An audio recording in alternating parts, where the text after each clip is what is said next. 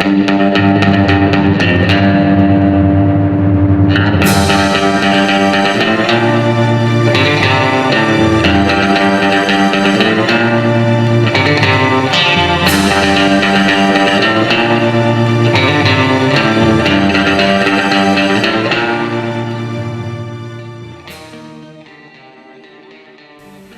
and welcome to Sci-Fi Minecart, the show in which we dig up sci-fi shows that no longer get or have never gotten the attention they deserve and attempt to bring them back into the light.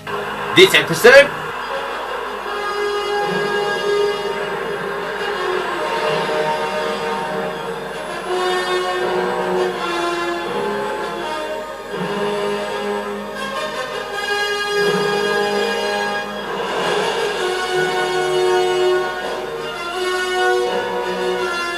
In the interest of full disclosure, I've never played the Wing Commander series, or, if I did, it was so long ago that I no longer remember it. This isn't due to an active avoidance of the series, in fact I apparently even own the third game. And I'm quite a big fan of Mark Hamill's voice acting, I just suppose I've never gotten around to it. However, what I have done is seen the film quite a few times. In fact, it's actually one of my favourite movies. Which is why I was so surprised to see on IMDb that it has the absolutely abysmal rating of 4.1. Which leads me to believe that it's either a terrible sci-fi film, and I'm wrong, or it has nothing to do with Wing Commander, and so it's a terrible Wing Commander film, and so the fans hate it. Not unlike how J.J. Abrams films are terrible Star Trek films, but fantastic sci-fi action thrillers. As enjoyment is completely subjective, and this is my channel, there's no chance that I'm wrong. As such, I will now tell you why the 1999 film Wing Commander is amazing. But first, let's look at who the cast is. Introduce myself. Lieutenant Ty Marshall is my close personal friend, Lieutenant Christopher Blair. Ladies and gentlemen, take note, this man happens to be the second best pilot on this hunky junk. That's right, the two main characters are Shaggy and Fred from Scooby-Doo. And shockingly, they do a bang-up job in their roles. That's not bad. I mean, that's not bad for the second best pilot of the Academy. Just shut up! And the third main character is Checky Goddamn Kayo.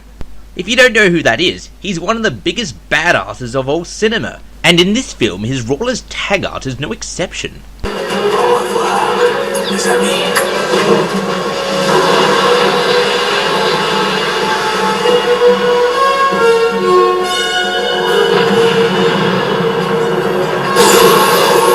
The film is set during a long drawn-out war between an alien race and the humans. You get the feeling immediately that it's not going well. To begin with, your two main characters are requisition replacement pilots for the Tiger Claw, an Earth ship that has apparently seen quite a bit of battle.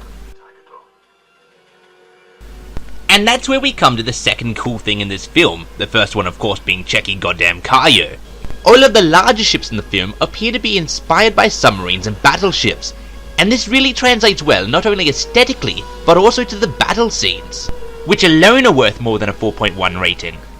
On top of the larger ships' designs, the Rapiers, the fighters the humans use, were built around old 1950s fighter jets.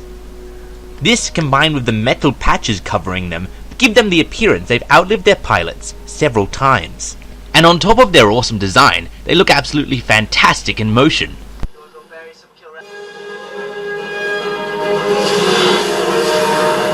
The movie's storyline is basically that someone has buggered up and failed to properly follow the Cole Protocol, and so, now the aliens have the jump coordinates to Earth.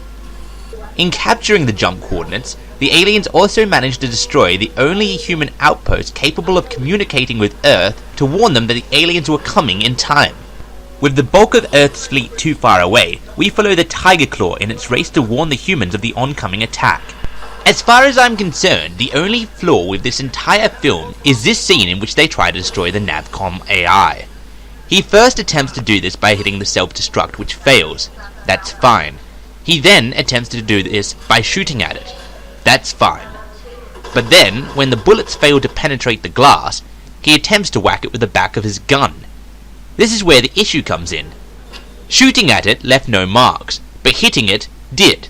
So either he has the weakest gun in the world, or he's the strongest man in the world, or possibly it's bulletproof glass but not butt-proof glass. Either way, even the first time I saw the movie, that really annoyed me.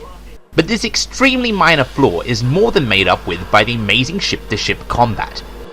Torpedoes away, ready to go, sir. Keep him broadside, Mr. Gerard. Open fire.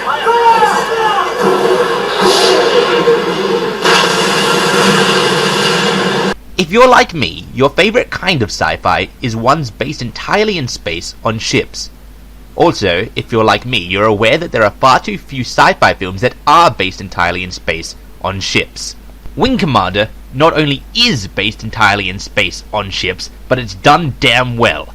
So, if you're able to distance yourself from the game series, or if you've never seen the game series, and you are into sci-fi films set entirely in space, on ships, with cool large-scale battle scenes, and goddamn Checky Kayo, then this is the film for you. It may only have a 4.1 rating, but it's a damn good film. Thanks for watching. I have been and still am Grim Grindle.